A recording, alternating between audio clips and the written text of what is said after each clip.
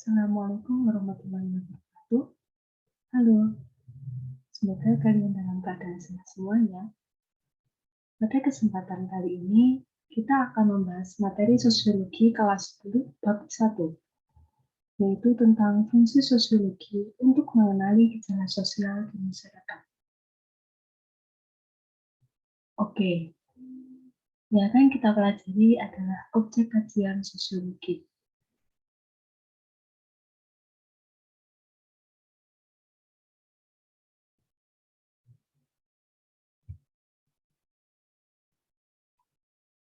Oke, kalian pasti tidak asing dengan kata sosiologi. Jadi, sosiologi di sini itu akan membahas tentang kehidupan masyarakat.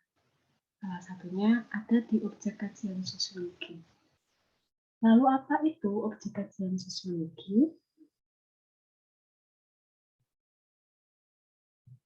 Di sini definisi objek kajian sosiologi merupakan hubungan dalam masyarakat dan juga proses yang dihasilkan dari hubungan-hubungan tersebut.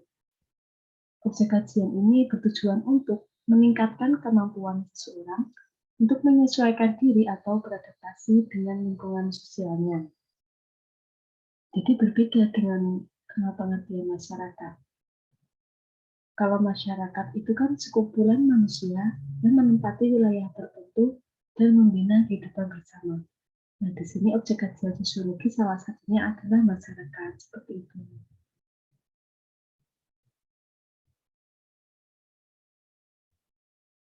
Oke, sosiologi, ilmu yang mempelajari masyarakat. Sosiologi atau berasal dari kata sosius itu berarti teman, dan logos itu berarti ilmu pengetahuan. Sosiologi merupakan ilmu tentang gejala sosial yang tunduk pada hukum alam dan tidak berubah. Itu merupakan salah satu pendapat tokoh sosiologi. Jadi di sini sosiologi itu ilmu yang mempelajari masyarakat secara keseluruhan, baik hubungan-hubungan antar individu, hubungan antar kelompok, maupun hubungan antara individu dan kelompok seperti itu. Nah, di sini manusia sebagai makhluk individu dan juga makhluk sosial merupakan bagian dari masyarakat yang menjadi objek kajian sosiologi.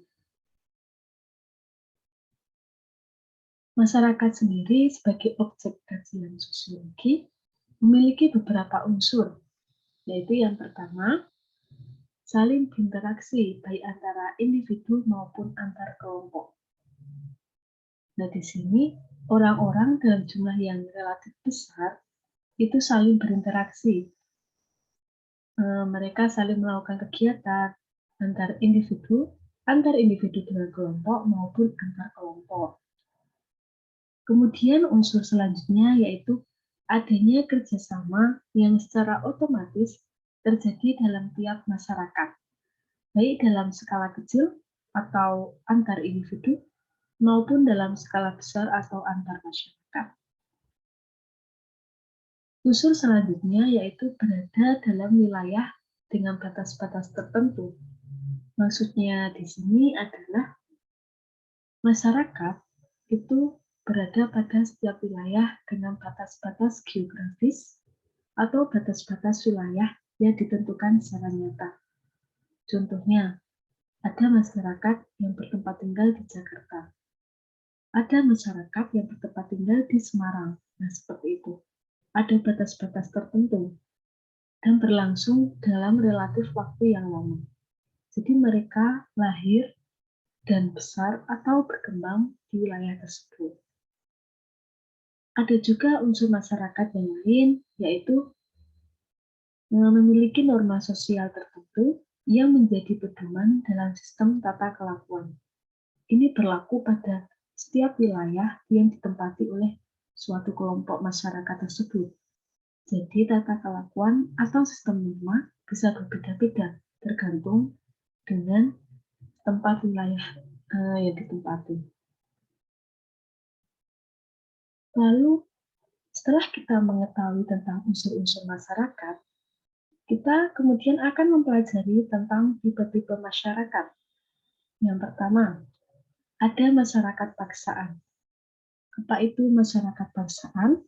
Yaitu masyarakat yang sengaja dibentuk bahkan dengan paksaan, misalnya negara dan masyarakat tawanan. Jadi, suatu negara itu sengaja dibentuk untuk ditinggali beberapa kelompok masyarakat yang di dalamnya nanti bakal mendirikan suatu aturan, nilai, tata kelakuan, atau membentuk suatu pola interaksi baik dalam skala kecil maupun skala besar, seperti itu. Ada juga tipe masyarakat kecil, yaitu masyarakat yang belum mengenal pembagian kerja dengan teknologi yang masih sederhana. Masyarakat ini biasanya berada pada masyarakat tradisional atau masyarakat pedalaman. Jadi mereka lebih mempertahankan nilai-nilai tradisional dan juga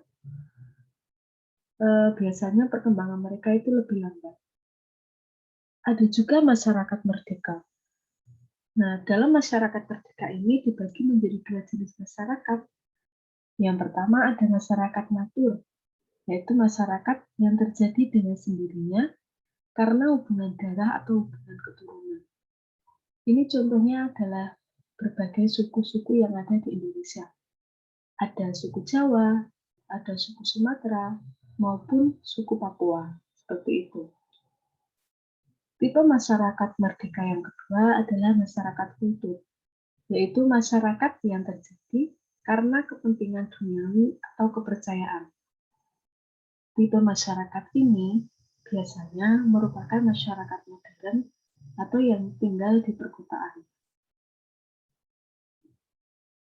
Mereka lebih berkembang dengan kemajuan-kemajuan yang ada dan membentuk pola penghidupan modern.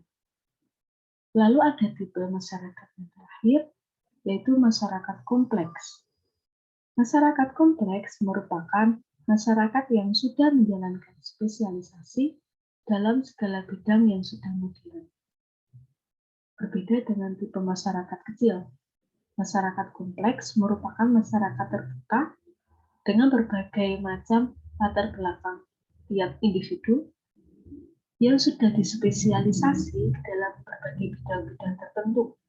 Contohnya, spesialisasi profesi. Ada yang menjadi dokter, ada juga yang menjadi petani, ada yang menjadi dosen, dan lain sebagainya. Mereka hidup lebih modern dengan perkembangan alat-alat komunikasi. Dan juga keadaan dalam kehidupan sehari-hari mereka itu lebih terbuka. Ada orientasi ke masa depan, seperti itu. Jadi bisa disimpulkan atau bisa dijelaskan lagi bahwa tipe masyarakat itu ada 4, yaitu masyarakat paksaan, masyarakat kecil, masyarakat merdeka, dan masyarakat kompleks. Oke, setelah kita mengetahui tentang unsur-unsur masyarakat dan juga tipe-tipe masyarakat, kita akan membahas tentang faktor pendorong masyarakat bermasyarakat. Faktor pendorong manusia bermasyarakat itu ada beberapa. Yang pertama ada hasrat sosial, yaitu hasrat yang ada pada tiap individu untuk menghubungkan dirinya kepada individu lain atau kelompok. Jadi ada keinginan untuk berhubungan dengan sesamanya, atau bisa dikatakan sebagai ada keinginan untuk saling berkomunikasi dan saling berinteraksi. Contohnya, ketika kita menjalin komunikasi dengan tetangga sebelah. Nah, seperti itu. Yang kedua ada hasrat untuk mempertahankan diri. Maksudnya di sini adalah hasrat untuk mempertahankan diri dari berbagai pengaruh luar yang mungkin datang kepadanya. Hasrat untuk mempertahankan diri ini membuat individu terdorong untuk hidup bermasyarakat. Jadi yang tadinya individu ini menutup diri, ketika ada hasrat untuk mempertahankan diri, mereka akan bergabung dengan masyarakat lain dalam acara-acara tertentu atau kegiatan tertentu, sehingga mereka membarukan diri dengan masyarakat, seperti itu. Yang ketiga ada hasrat bergaul. atau hasrat untuk bergabung dengan orang-orang tertentu, kelompok tertentu, atau masyarakat tertentu. Ketika mereka sudah berhasil membaurkan diri dengan individu yang lainnya, mereka ada keinginan untuk menambah relasi atau bergaul dengan bergabung pada organisasi kelompok, masyarakat misalnya Karang Taruna, ibu-ibu PKK, kelompok tani, kelompok ternak, atau UMKM, nah seperti itu. Ini bertujuan untuk manusia atau individu-individu ini bermasyarakat atau bersosialisasi dengan individu yang lainnya. Yang keempat, ada hasrat simpati. Hasrat simpati merupakan kesanggupan untuk langsung turut merasakan yang dirasakan oleh orang lain. Jadi ada sikap simpati ketika kita merasakan sesuatu yang dirasakan oleh orang lain. Yang terakhir, ada hasrat untuk mendapatkan kebebasan dan lepas dari kekangan. Maksudnya di sini adalah ketika individu membaurkan diri dengan masyarakat, mereka mempunyai kebebasan. Mereka merasakan lepas dari kekangan yang awalnya hanya berdiam diri. Seperti itu. Oke, dari beberapa penjelasan yang tadi, kita akan lanjut membahas tentang masalah sosial yang ada dalam masyarakat. Teman-teman di sini pasti sudah mengetahui masalah sosial itu adalah masalah yang berada di lingkungan sekitar kita, yang berada di tengah-tengah masyarakat. Tadi sudah disampaikan tentang pengertian masyarakat, faktor-faktor manusia untuk bermasyarakat, atau unsur-unsur dalam masyarakat. Nah, untuk mencapai semua itu, pasti ada masalah sosial yang terjadi. Lalu apa saja masalah sosial yang ada dalam masyarakat? Mari kita simak. Masalah sosial merupakan ketidaksesuaian gejala-gejala sosial antara apa yang dicita-citakan dan apa yang terjadi. Masalah sosial ini muncul karena perbedaan mencolok antara nilai dalam suatu masyarakat dengan kondisi nyata dalam kehidupan. Jadi antara kesesuaian dan realitas itu tidak sama. Makanya muncul gejala-gejala sosial yang terjadi dengan kondisi nyata dalam kehidupan masyarakat. Seperti itu. Nah, ada beberapa contoh permasalahan sosial. Yang pertama, ada kemiskinan, atau bisa dilihat dari foto perkumpulan golongan menengah ke bawah ketika mereka sedang mengantri suatu bantuan. Di sampingnya sebelah kanan ada foto dari kriminalitas atau seorang penjahat yang ditangkap oleh polisi. Mereka melakukan kriminalitas di masyarakat. Salah satunya pencurian, penjamretan, dan lain-lain. Gambar yang ketiga ada perceraian atau disorganisasi keluarga. Perceraian ini jelas menimbulkan permasalahan sosial. Di gambar yang terakhir ada tawuran atau perkelahian antar pelajar yang sering terjadi di sekitar kalian. Di usia-usia kalian sedang mengalami tahapan pertumbuhan, tahapan perkembangan, emosi-emosi yang sering kali tidak terkendali menyebabkan kenakalan remaja, salah satunya adalah tawuran. Dari keempat gambar ini merupakan contoh permasalahan sosial yang sering sekali kalian jumpai dalam lingkungan kalian. Tidak usah jauh-jauh, di lingkungan sekolah kalian, mungkin sering terjadi tawuran, atau di lingkungan tempat tinggal kalian, banyak orang-orang miskin di bawah garis kesejahteraan. Ada keluarga yang mengalami perceraian, atau banyak sekali kasus-kasus pencurian, kasus-kasus kriminalitas. Hal ini merupakan contoh-contoh permasalahan sosial. Oke, mari kita lanjutkan tentang berbagai masalah sosial. Yang pertama ada kemiskinan. Kemiskinan merupakan keadaan seseorang yang tidak sanggup memelihara dirinya sendiri sesuai dengan taraf kehidupan kelompok. Jadi kemiskinan merupakan suatu keadaan yang menyebabkan seseorang tidak memperoleh kehidupan yang layak. Kemiskinan ini juga bisa menyebabkan orang melanggar nilai dan norma yang berlaku. Ketika mereka sudah dalam keadaan di bawah standar untuk memenuhi kebutuhan susah, akhirnya mereka melakukan perbuatan-perbuatan menyimpang seperti itu. Lalu perbuatan menyimpang ini pasti mengarah kepada kriminalitas. Nah, kriminalitas di sini merupakan kejahatan yang menimbulkan keresahan di dalam masyarakat.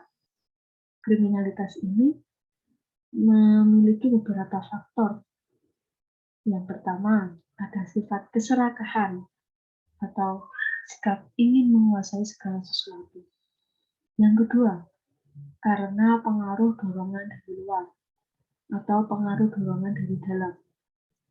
Ketika suatu keadaan sudah tidak lagi sejalan, mereka akhirnya melakukan kriminalitas untuk memenuhi kebutuhan mereka.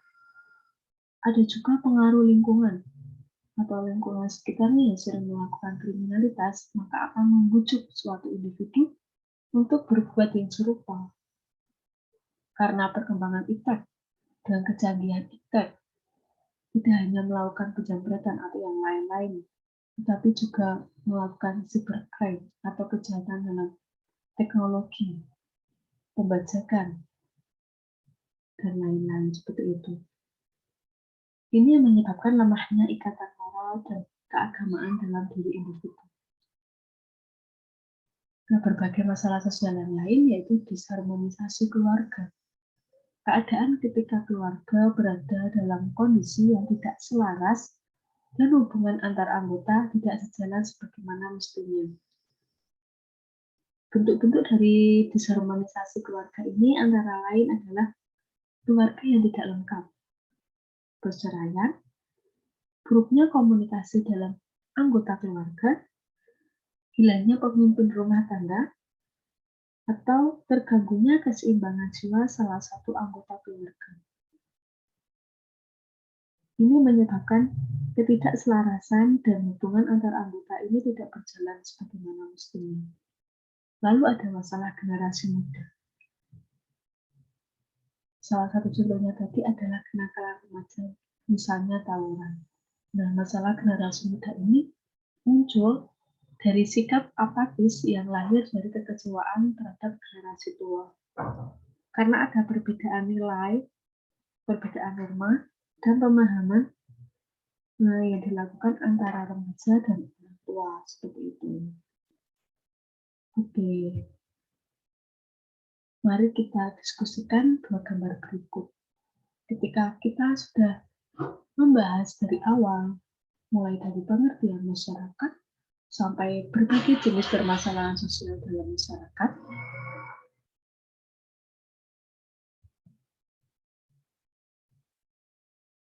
di sini ada dua gambar yang bisa dikatakan sebagai masalah sosial yang sering kalian jumpai dalam lingkungan kalian atau keseharian kalian.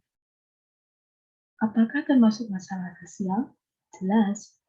Gambar ini merupakan gambar anak di bawah umur atau seorang ibu yang menggendong anaknya untuk ikut mengemis. Mereka bisa dikatakan sebagai kemiskinan atau masyarakat miskin karena tingkat kesejahteraan mereka di bawah standar. Dan untuk memenuhi kebutuhannya, akhirnya mereka melakukan penyimpangan atau mengemis. Seorang anak yang seharusnya dalam usia pendidikan, usia bermain, atau dalam usia untuk perkembangan kemampuan mereka, harus melepas semua itu dan ikut terjun ke jalan raya untuk mengemis, untuk mengumpulkan uang. Di sini termasuk dalam masalah sosial, karena akan menimbulkan dampak bagi masyarakat lain dan juga dampak pada pelakunya sendiri. Seorang anak yang menjadi pengemis, maka lingkungannya juga menjadi lingkungan pengemis, perkembangan mereka terbatas. Kemampuan berpikir mereka juga tidak bisa berkembang dengan baik. Mereka sering terkena penyakit, bahkan mereka mengalami kekurangan gizi. Karena apa? Keadaan mereka sudah sulit dan biasanya hasil dari nama itu diserahkan kepada orang tua atau yang lainnya seperti itu. Jelas ini menimbulkan masalah sosial, baik di lingkungan sekitar maupun dalam pelaku pengamen ini. Oke. Sekian pembahasan terkait dengan objek kajian sosiologi. Semoga bermanfaat dan kalian bisa menambah referensi kalian dari berbagai modul atau buku sosiologi dan memanfaatkan media sosial. Terima kasih.